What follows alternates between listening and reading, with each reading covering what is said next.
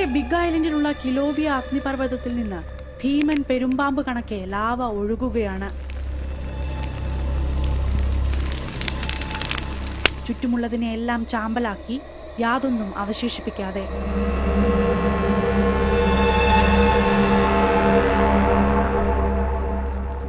Lava ഒഴുകിയെടുക്കുന്നത് നിസ്സഹായതയോടെ കണ്ടു നിൽക്കുകയാണ് ഹവായിലെ ജനങ്ങൾ.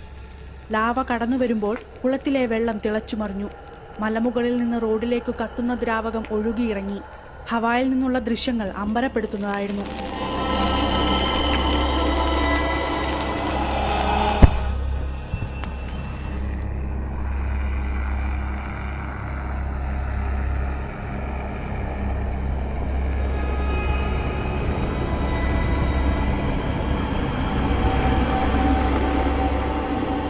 കത്തിജ്വലിച്ചു മുന്നേറിയ ലാവ സെമിത്തേരിയുടെ ഒരു ഭാഗവും താൽക്കാലിക ഷെഡുകളും തകർത്തു മുന്നേറി.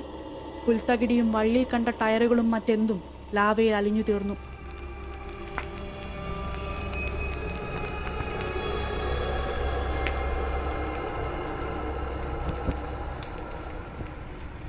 കിലോവിയയുടെ താഴ്വാരത്തുള്ളവർ മാസങ്ങളായി ലാവയുടെ വരവ് നോക്കിയിരിക്കുകയായിരുന്നു.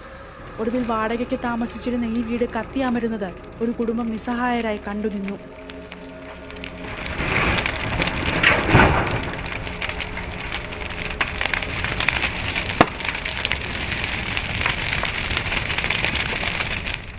ഇവരെ നേരത്തെ തന്നെ വീട്ടിൽ നിന്ന് മാറ്റിയിരുന്നു.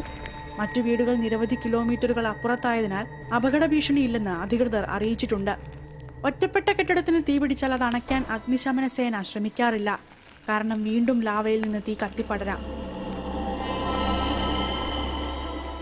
കാട്ടുതീയായി ആളിപ്പടരാതെ നോക്കുക മാത്രമാണ് പോംവഴി. തീ അനിയന്ത്രിതമായി തൊട്ടടുത്തുള്ള നിരവധി കെട്ടിടങ്ങൾക്ക് ഭീഷണിയാകാതെ നോക്കുകയും ചെയ്യും. പൂന ജില്ലയിലേക്കുള്ള പ്രധാന ദേശീയപാതയിലേക്ക് ലാവ ഇറങ്ങുന്നതോടെ സാധാരണ ജീവിതം സാരമായി ബാധിക്കപ്പെടും. പൂനെയിലേക്കുള്ള മറ്റു വഴികൾ സജ്ജമാക്കുന്ന ജോലിയിലാണ് ഇപ്പോൾ അധികൃതർ.